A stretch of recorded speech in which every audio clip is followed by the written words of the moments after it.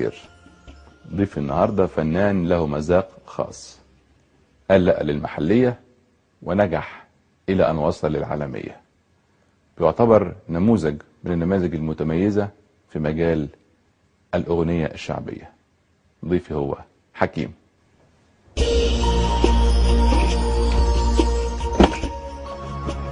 السلام عليكم. السلام عليكم. صباح الفل. ازيك حبيبي؟ اخبارك ايه؟ كل سنه وانت طيب. انت طيب؟ عامل ايه؟ كله كويس؟ الحمد لله فل.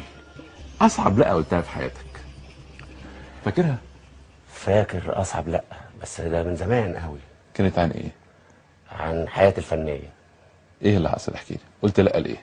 قلت لا لاهلي ان انا مش هغني، وبدات اغني من وراهم، ودي كانت البدايه. عظيم. يعني هم تعبوني قوي ان انا ما غنيش. كانوا رافضين؟ كانوا راضين جدا طبعا، ورفض يعني بات وتام، خلاص ما في مش ممكن. فانا قلت خلاص مش هغني، ورحت حته تانية خالص. عظيم. عشان كده بقى عندنا حكيم النهارده. عشان كده انا ليا الشرف ان انا واقف قدامك النهارده. نورتني. ربنا يخليك.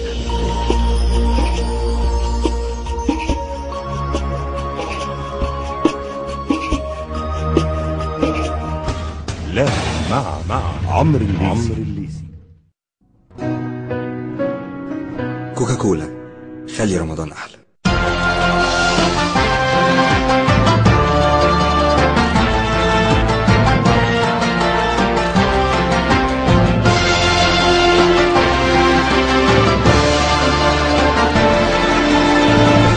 بحس دايما بالامان وانا في بيتي، وهو فيه اهم من الامان. عشان كده دايما بختار يونيفرسال. انا سخاني يونيفرسال كهرباء، انا سخاني يونيفرسال غاز. هو ده السخان اللي يعيش. الميه سخنه على طول وفي اي وقت، ده اكيد. وبتحكم في درجه حرارتها. ومين فينا ما بيدورش على الامان؟ والامان بالنسبه لي يونيفرسال وبس. غاز كهرباء السخان يعني يونيفرسال. انا ويونيفرسال دايما سابقين. يونيفرسال تكنولوجيا المستقبل. أستاذ سمورة، تحب تشكر مين؟ حبيب قلبي نيلسون مانديلا. سمرتي نيلي، انت فين يا نيلي؟ انا مبسوط قوي اللي شفت. لا انا اللي مبسوطه اللي شفت. انا بشكرك جدا. لا انا اللي بشكرك. انا مبشور الكشف. انا بشكرك. عايز حاجه؟ اتكل على الله. فودافون هتخليك تشكر اللي انت عايزه. هتدي لك ساعة ببلاش هدية كل يوم طول شهر رمضان. اضغط نجمة 2 نجمة رقم الموبايل شباك وابعتها لأي حد عايز تقول له شكرا. بيبسي بيبسي بيبسي بيبسي بيبسي بيبسي بيبسي بيبسي بيبسي، ويا ريتها كانت ليا، دي لحاجة إنسانية. قولولي فين مستخبية، هي أنا اللي هاخدها. لا أنا اللي شفتها. لا دي أصلا عشاني، دي عشاني أنا. استنوا، أنا اللي هحكم بينكم وأقول مين يستحقها. خليكم معانا طول رمضان عشان تختاروا مين يستاهل البيبسي.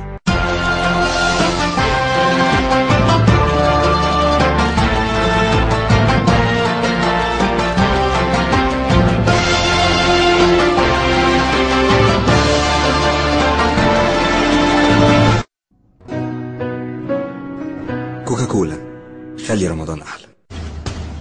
لا. ورجعنا لكم من تاني مع حكيم ولا. انت غنيت قبل كده قلت لا كذا مره في اغانيك؟ يعني غنيت قلت لا في البدايات قلت البعد لا، والهجر لا لا لا لا لا.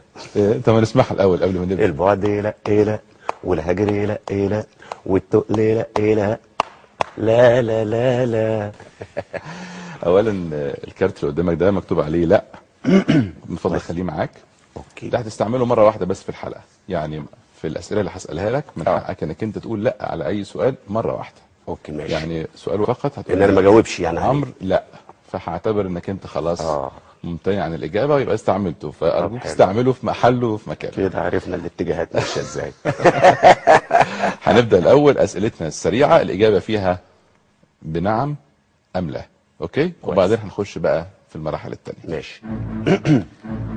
هل كنت معارض للثوره في بدايتها؟ لا. هل هناك مسؤول حرضك على مهاجمه الثوره والثوار؟ لا. قلت ان مبارك ابو مصر والمصريين، هل لسه عند كلمتك؟ هو اللي كبر سنه هنشرح بعد كده. ماشي. نعم ولا؟ نعم. شايف انك كنت غلطان في هجومك على الثورة في البداية؟ لا. اعتذرت بعد نجاح الثورة للشباب، هل ده خوف على عملك؟ لا. حفلاتك بعد الثورة اختلفت عنها قبل الثورة؟ لا، عشان مفيش حفلات اساسا دلوقتي. هل شايف ان دعوتك على الفيسبوك لاسقاط ديون مصر كافية لتحريك هذه القضية؟ لا. حفلاتك الغنائية في كندا واوروبا بعد الثورة كانت مجرد استغلال للثورة في عمل دعاية لنفسك؟ لا. شعبيتك قلت كتير عن زمان؟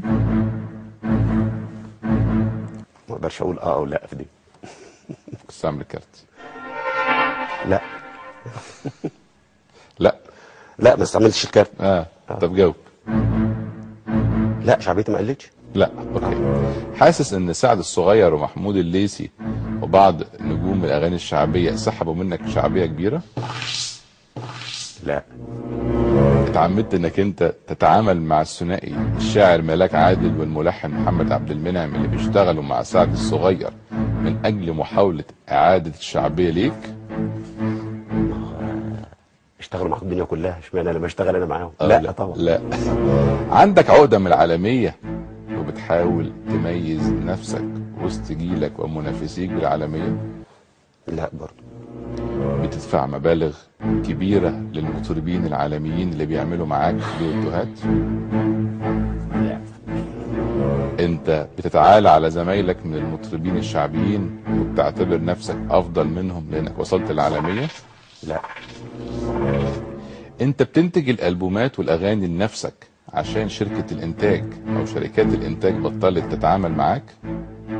هي فين شركات الانتاج؟ لا طبعا. لا. هل تدين بالفضل للفنان حميد الشاعري؟ طبعا. هل تترك الفن وتصبح عمدة؟ لا. هل الزواج التاني اوجد لك الاستقرار؟ طبعا ايوه.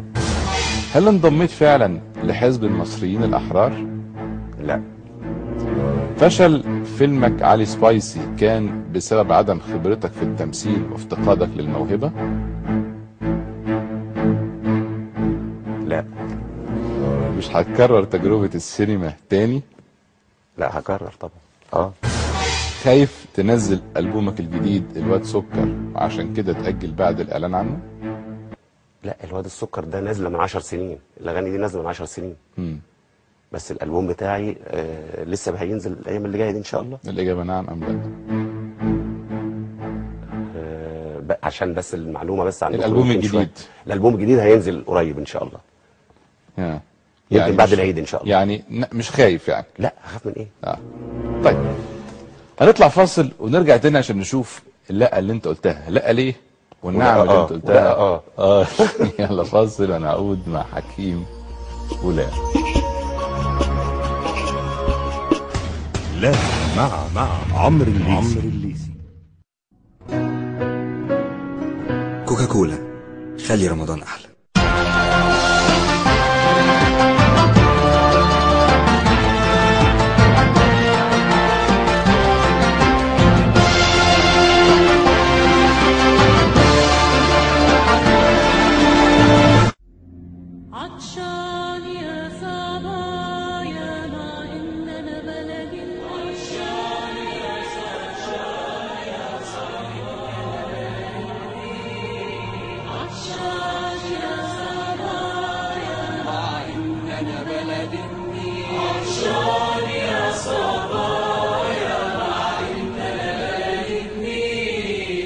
سامعينك. وعشان كده اتصالات عملت مبادرة الماء أصل الحياة، وفي سنتين وصلنا مية نظيفة ل 3000 أسرة مصرية، وهنكمل لحد ما المية توصل لكل فدان وكل عطشان وكل عيان، عشان محدش يبات عطشان في بلد النيل. اتصالات، الدنيا لسه فيها أكتر.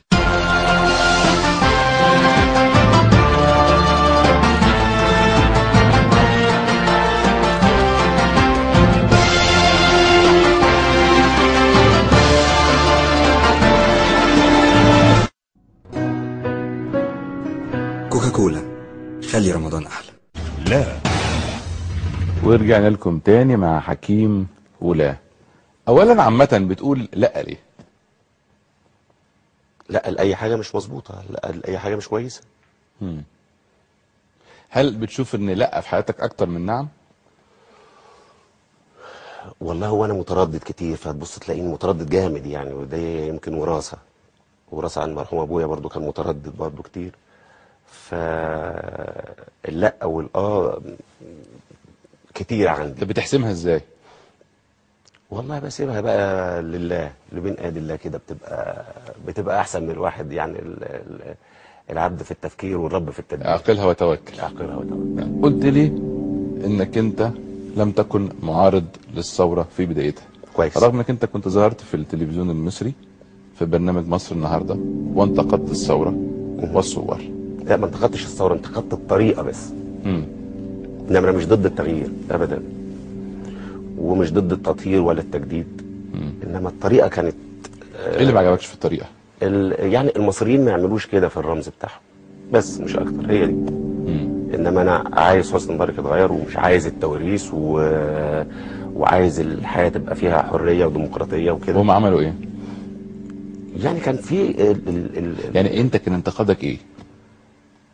شوية الشتايم اللي كانت بتتكتب على الأوراق وكده، ويكتبوها في الشوارع وكده. دي هي بس الناس المشنوقين اللي بيحطوهم في ميدان التحرير، بيعلقوا تماثيل كده متشنقة وكده وبتاع. برضو الطريقة مش هو ده الشعب المصري. بس دي مش حرية رأي وتعبير؟ كل واحد من حقه يعبر عن رأيه. بالشنق؟ والله هو حر.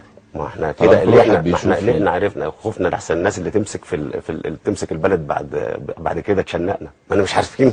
كانت الدنيا سودة، ما كانش حد عارف حاجه. انما التغيير كان لازم يحصل، وكان لازم يتم.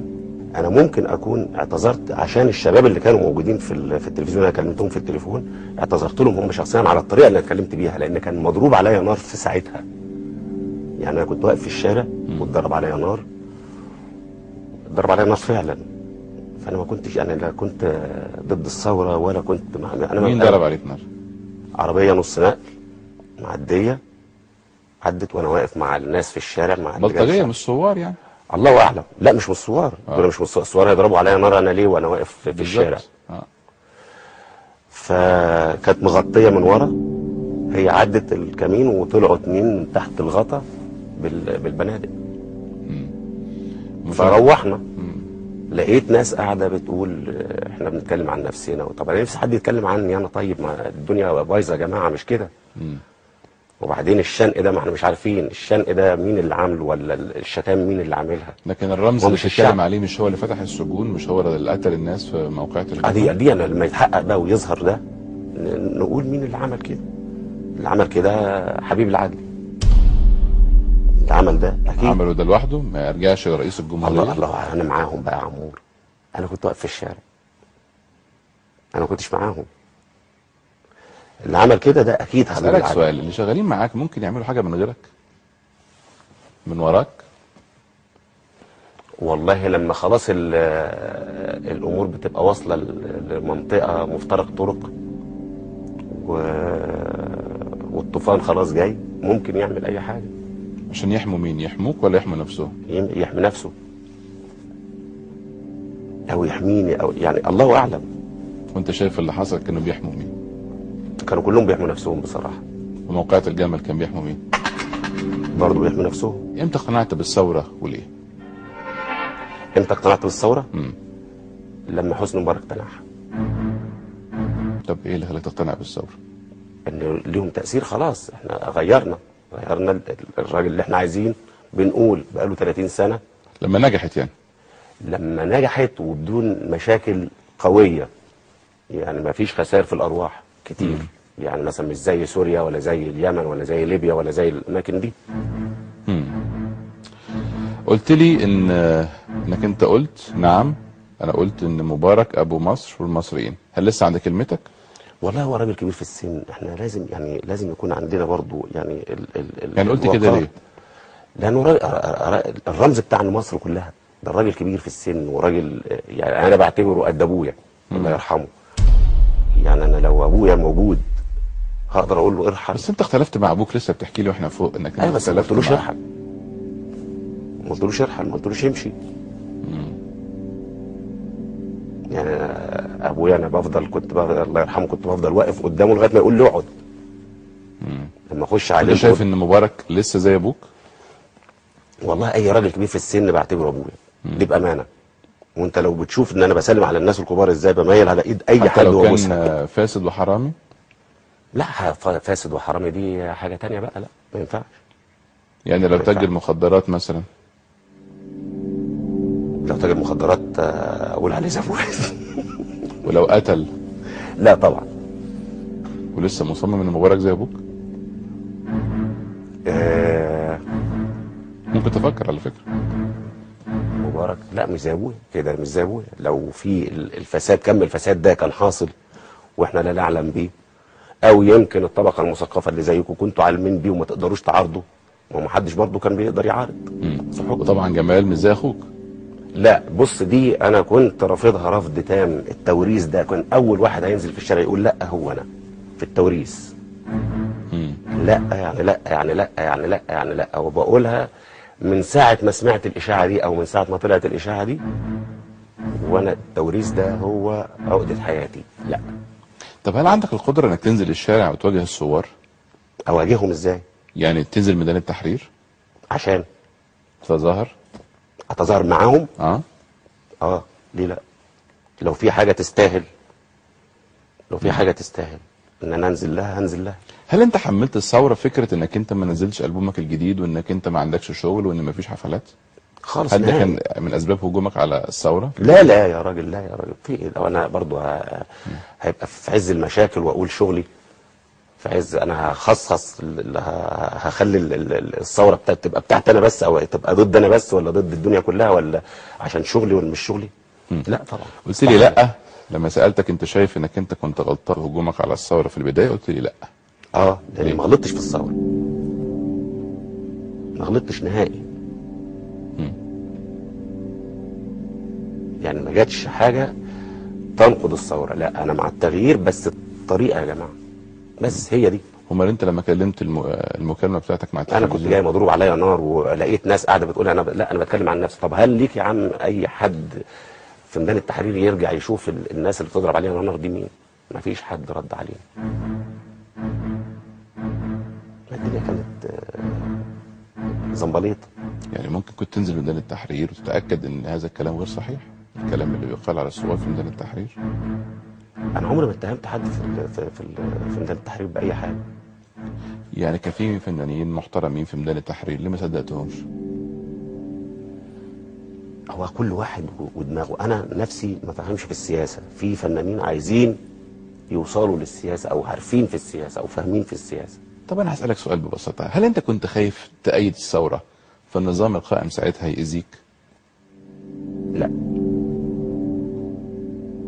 لا. ايه رايك في موضوع القوائم السوداء اللي معمول؟ هو يعني الناس بتعمل حاجات. انت موافق عليها؟ موافق عليها على القائمه السوداء؟ يعني ممنوع من دخول مصر. انا افهم القائمه السوداء دي يعني ممنوع من دخول مصر، بس هي دي القائمه السوداء. لا القوائم السوداء الخاصه بالفنانين اللي هو لم يؤيدوا الثوره. ما اعرفش، انا سمعت عنها بس ما برضه مش بيسموها قوائم العار. نعم بيسموها قوائم العار.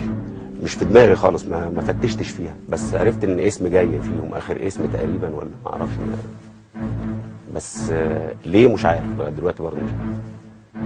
بس مش ده جمهورك؟ جمهوري طبعا وحبايبي طبعا. طب ايه رايك في التعبيرات بتاعت الفلول النظام واذناب النظام؟ لا انا اعرف الفلول الجميله، الفلول التطبيقيه، الفلول الشعبيه، انما الفلول النظام انا صدقني ما اعرفش في السياسه. انت قلت لي شعبيتي ما قلتش، لا عن زمان زي ما هي. انت شايف ان شعبيتك زي ما هي؟ افتكر. بتقدر تقيسها ازاي شعبيتك؟ هل مبيعات الكاسيت؟ لا هو كاسيت دلوقتي ما فيش كاسيت. هو بعد النت وبعد التحميل الداونلود والحاجات دي ما فيش كاسيت وما فيش شركات كاسيت اساسا. طب بتقيسها ازاي ان شعبيتك زي ما هي؟ يعني هل شعبيتك مثلا زي شعبيه سعد الصغير؟ اتمنى اكون زي سعد. اتمنى. انتوا مختلفين مع بعض؟ خالص نهائي. ليه؟ مفيش اي خلاف بينكم؟ خالص. ما طردتم بيتك ليه؟ عمره ما جالي البيت سعد. دي اشاعات يعني؟ بيروجوا هو في الموضوع ده. عمره ما جالي البيت. وعمر ما فنان دخل بيتي لغايه النهارده. ايه رايك؟ يعني اتقال انه هاجمك في الفضائيات وراح يعتذر لك وانت رفضت اعتذاره. طيب هاجمني في الفضائيات يجي لي البيت؟ يعتذر لك الراجل. طب ما يعتذر لي في الفضائيات يعني. ايه ده حصل ولا ما حصلش؟ ما حصلش. قلت لي انك انت مش عاوز تبقى عمده. غريبه قوي الحكايه دي. ما انا ماليش في السياسه يا عم عمرو. ماليش في السياسه. لا ويوم ما اتكلمت في السياسه لخبطت الدنيا. عملتها. لخبطت الدنيا. انا عايز اقابل الشابين اللي انا غلطت فيهم دول وعايز اعتذر لهم بجد والله. ودورت على ارقام تليفوناتهم بامانه والله العظيم. دورت على ارقام تليفوناتهم علشان اعتذر لهم واقابلهم ومش عارف اوصل لهم. فانا لو تسمح لي ان انا اوجه لهم. بص دلوقتي اول الشاشه قدامك اهي. انا فاكر ان واحد اسمه محمد وواحد اسمه احمد. اعتذر لهم اتفضل يعني. انا بعتذر لمحمد وبعتذر لاحمد والله العظيم يا اولاد ما كان قصدي ان انا ازعلكم. والله انا كنت خايف على بيتي وعلى اولادي وعلى نفسي من المشاكل اللي كانت حاصله وانا بتاسف لكم. وبشكر الاستاذ عمرو ان سنح لي الفرصه ان انا اتاسف لكم من خلال البرنامج بتاعه. هل تحب كمان تقول كلمه للثوار؟ الثوار زعلانين مني قول لهم كلمه. قول لهم. عايز اقول لكم على حاجه. ما تخطفوش الكبه من الراس. شوفوا الدماغات في الاول. لو كنت معارضكم يعني انا كنت هبقى زعلان من نفسي. مش هقدر اطلع ولا اواجه ولا اقول لا يا جماعه. كنت فعلا هبقى زعلان من نفسي لو انا ما كنتش مأيدكم. وتقول ايه بقى للي كتبوا القوائم السوداء؟ قول لهم كلمه هم كمان اللي انت فيها. ما انا عايز اعرف مين هم اللي كتبوا القوائم السوداء. مش عارف لغايه دلوقتي. وبعدين اي حد ممكن يكتب اي قائمه. تقول لهم ايه طيب؟ اقول لهم شيلوا اسم من القائمه السوداء والنبي علشان انا زعلان. بس كده؟ بس اقول لهم ايه طيب؟ ولا شايف انك انت محتاج تعمل حاجه عشان يشيل اسمك من القائمه السوداء للثوره والثوار؟ لا هم مش محتاجين الجماعه يعني. هم عندهم عزيمه وعندهم قوه وعندهم اصرار وربنا تبدي نوايا طيبه وعندهم وربنا يثبت اقدامهم ويوفقهم. احنا معاهم. احنا معاهم الى ما هو احسن. انت ليه بتتكلم على انك انت مش منهم؟ انت عايز لا انا بتكلم على اساس ان انا يمكن عشان متاخد عليا ان انا ما روحتش ميدان التحرير ففاكرين ان انا يعني ان انا مش منهم او ان انا مش معاهم. انما لو دعيت ان انا اروح ميدان التحرير هروح ميدان التحرير. مين يدعيك؟ هو في حد محتاج يدعى في ميدان التحرير؟ الثوار. ده ميدان الاحرار. الثوار. يعني يبعتوا لك دعوه مثلا؟ لا مش دعوه. اللي عاوز ينزل بينزل. يعني هننزل مثلا وهيبقى الوضع انت خايف تنطرد؟ لا استحاله. في ناس طردوا. ايه؟ في ناس طردوا. بس معايا انا لا مش هيتعمل ده. واثق انت من نفسك ها؟ لا واثق من محبه الناس ليا. بس مش اكتر من كده. يلا ربنا يوفقك. نطلع فاصل نرجع تاني. ماشي. عشان نقول بقى هتقول لا لمين. فاصل وانا اعود مع حكيم ولا لا مع عمرو الليثي. كوكاكولا خلي رمضان احلى.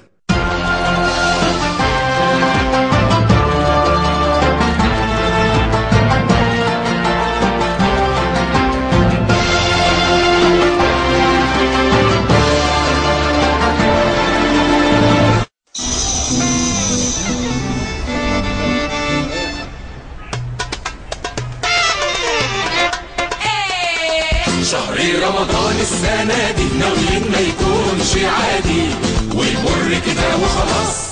عاوزين نقول في هذا الشهر بكم واحد شكرا شكرا شكرا شكرا شكرا للي ادى اشاره وكمان التزم الحاره برغم الازدحام. نيلي تحب تشكر مين؟ طبعا شيريهان وحشرنا استاذ سموره كينج الكوميديا الاسطوره. تحب تشكر مين؟ مدبولي والمهندس ما تنسوش يا جدعان. شكرا شكرا شكرا.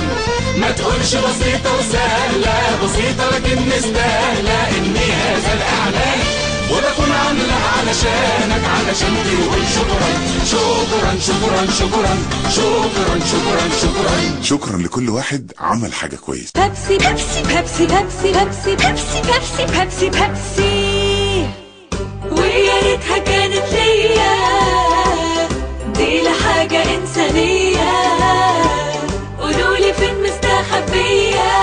هي أنا اللي هاخدها، لا أنا اللي شفتها، لا دي أصلا عشاني، دي عشاني أنا. استنوا، أنا اللي هحكم بينكم وأقول مين يستحقها. خليكم معانا طول رمضان عشان تختاروا مين يستاهل البيبسي. الايدين ما بنركزش فيهم قوي، ايدينا ممكن تفكرنا باللي شفناه في حياتنا، ويمكن تورينا اللي جاي في طريقنا. الايدين ممكن تساعد وتطمن، وممكن بيهم نطلب المساعدة علشان نطمن. ايديك ممكن تدي بيها حبك وتاخد بيها حقك. احنا مؤمنين ان كل ايد اتخلقت وليها دورها في الحياة. احنا محتاجين الايد اللي بتبني واللي بتكسي واللي بتخطط واللي بتأكل واللي بتحافظ على تراثنا. عشان كده بنتعهد في موبينيل اننا نساعد الايدين اللي عايزة تتعلم، عشان بالنسبة لنا اكبر خسارة الايد اللي ما بتعملش حاجة.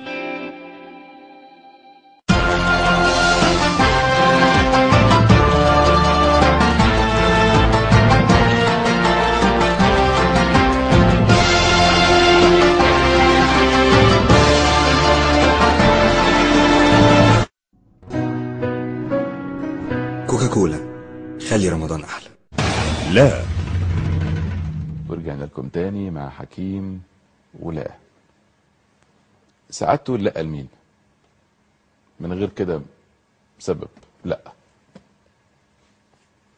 من غير سبب. الشخص ده لازم اقول له لا.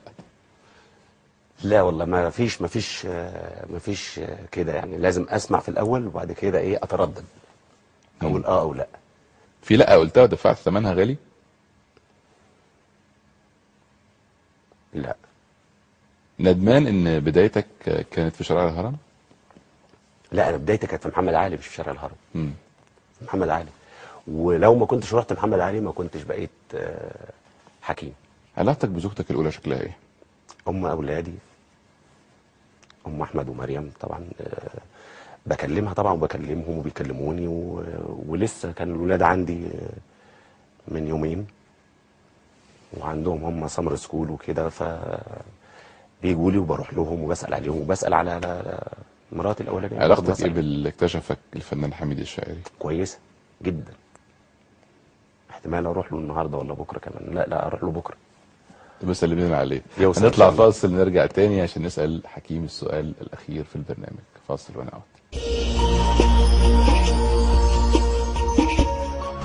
لا مع عمرو الليثي. كوكاكولا، خلي رمضان أحلى.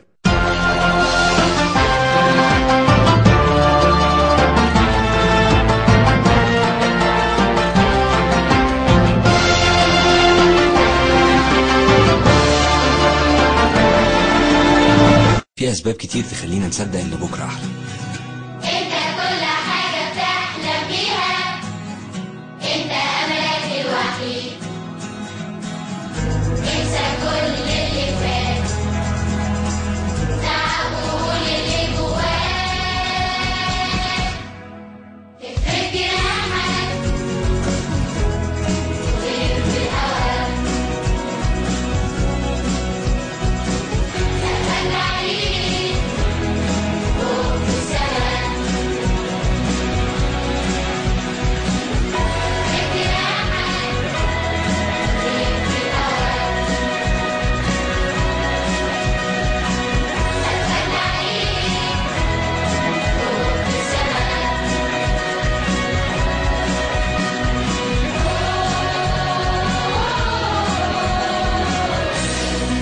كوكاكولا، خلي رمضان أحلى.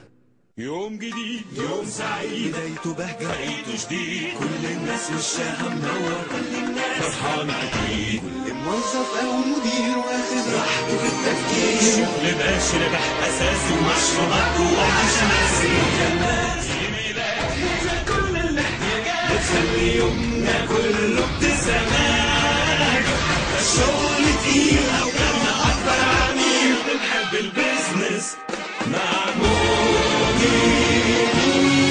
هابي بزنس، استمتع أكتر. مفيش في الدنيا أجمل من الراحة، ده أكيد. هو في ست ما بتحبش الراحة؟ عشان كده اخترت يونيفرسال. وأنا كمان اخترت يونيفرسال. ما هي يونيفرسال الوحيدة اللي عملت الغسالة الفول اوتوماتيك باختيارين. يعني اختار براحتي. أنا اخترت اللي بابها من فوق، وأنا اخترت اللي بابها من قدام.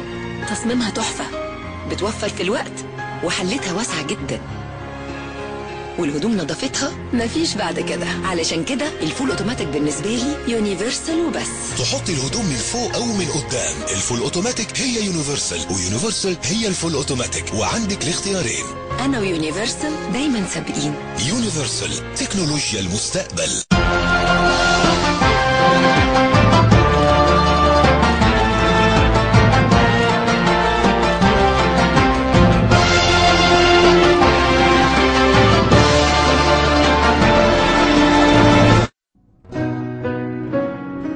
كوكاكولا، خلي رمضان احلى. لا. ورجعنا لكم تاني مع حكيم. قبل ما اختم حواري معاك بالسؤال الاخير، هتغني لنا حاجه. تغني لنا ايه اولا؟ بعد السلام يحلى الكلام نسهر ندوب حب وغرام الحياة هلا يلا بنا يلا نحضن الأيام والسلام عليكم السلام عليكم والسلام عليكم. ايه الحاجة اللي قلت عليها لا في حياتك وعندك استعداد النهاردة انك انت تقول عليها ايوه؟ مفيش حاجة في حياتي قلت عليها لا وعايز اقول عليها ايوه خالص على مدار تاريخ حياتك؟ لا الحمد لله. ولا حاجة قلت عليها نعم والنهاردة عاوز تقول لها لا؟ البرنامج ده. طيب يا سيدي يلا بينا، مقبولة منك. اشكرك جدا، نورتني وشرفتني. ربنا يخليك. تعيش ربنا يخليك. اشكركم جدا، نلتقي بكره ان شاء الله. لا. تامر حسني اخطأ في حق الثورة عشان تامر مش اسرائيلي، تامر مصري. بتغيري من نانسي عجرم؟ انا بحس انه عمرو بيشطح. انا عارفه ان انا متدلعه. انا بغني الروتانا ببلاش. ترفضي الغنى باللهجة الخليجية؟ انا قلت لك ان انا قلعويه. ندمان على اغنية ريسنا يا ريسنا؟ ازاي نفرط في راجل عمل كده عشان نقتله احنا؟ قول لي الخمسه وانا اقول لك. ما احناش اتنين فريند يعني. ما احبش اراءه اساسا. كل سنه وانت طيبه يا اصوله، وربنا يخلي لك الولدين ويرزقني بيه زيهم يا رب. صدقوني بكره تيرارارا هتدوروا مش هتلاقوني. لا مع عمرو الليثي. لا بنقول لا في حياتنا كتير، بس انا بقول لا للظلم، لا لعدم الحريه، لا للبلطجه، لا ان احنا نسيب مصر في فوضى وفي ظلم وفي استعباد. نعم للتقدم وللتحضر وللحريه. حكيم.